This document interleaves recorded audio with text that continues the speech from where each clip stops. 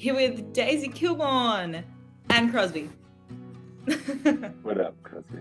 I think going into it, I was just overly excited, obviously. I was just so excited to have been picked, and talking to Arik, I was just like so keen to jump on and like get everything going. And I think I didn't really know what to expect. I was kind of walking in with open arms, like I didn't even care. They could just sit me down in a room for an hour and I'd be so happy to have been a part of it.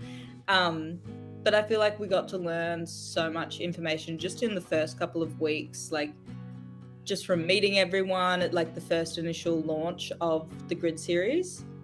Like you met so many different faces and you just got to talk to so many people that are trying to help you and kind of push you in the right direction.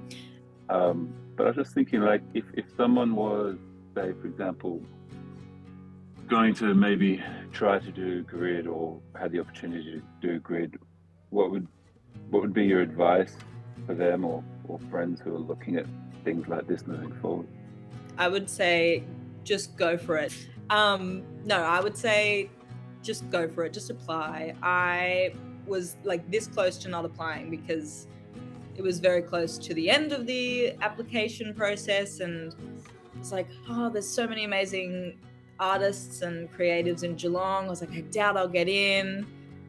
And I guess that's kind of in every thing in life. Like there's always this little fear and this voice in the back of your head being like, oh, I'm not going to get in and I don't want to get rejected from something. So you often won't apply for something or you won't go for a job or something. But I ended up applying. I just said, oh, screw it. I'll just apply. And if I don't get in, it doesn't matter. Like I said, there's a lot of amazing talent in Geelong and people are going to get it. Like I'm happy for them as well. And then, yeah, I got accepted and released my first song and all of this kind of stuff started happening. And if I hadn't applied, I never would have known and I wouldn't have had this amazing experience and met these amazing people. So I'd say just do it, and some things will happen and some things won't, but everything happens for a reason. And if you're meant to get in, you're going to have a hell of a ride. Little great.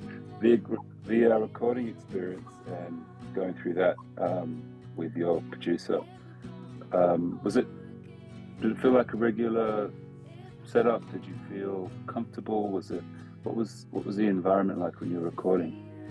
The environment was really good. I've recorded quite a bit in the past and I've not had the best experiences. So I was kind of going in like guards up a little bit, not knowing what to expect. I obviously hadn't met Becky before, but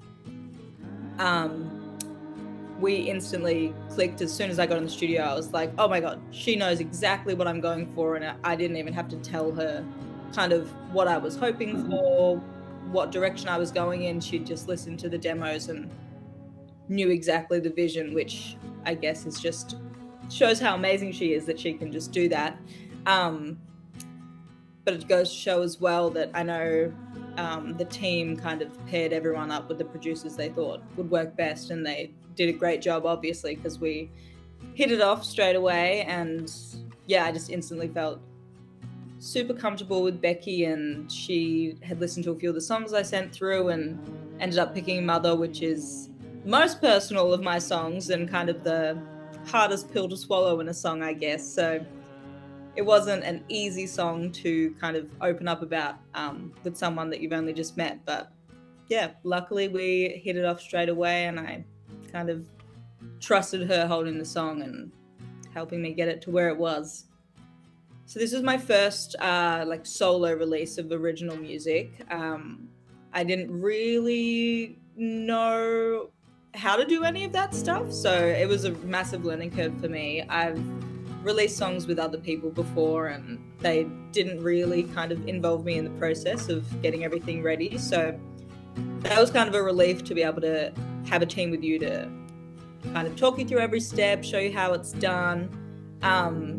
And I think that kind of working on all of the press release stuff was a massive insight to me, and we got to work with Monique from Broken Leg, which was really, really like great information to take in, and just the way that she went about kind of narrowing down what the song's about, like all of the themes of the songs, just questions I wouldn't necessarily think about kind of asking myself after writing a song. And just, being able to pitch it and kind of get it all kind of narrowed down before the fact, so you're not kind of caught off guard and all that jazz. But yeah, I think for me, because it was all kind of a new experience, it was all super eye-opening, but it was nice to have someone there at every step to be like, this is why you do this, and just like really valuable information.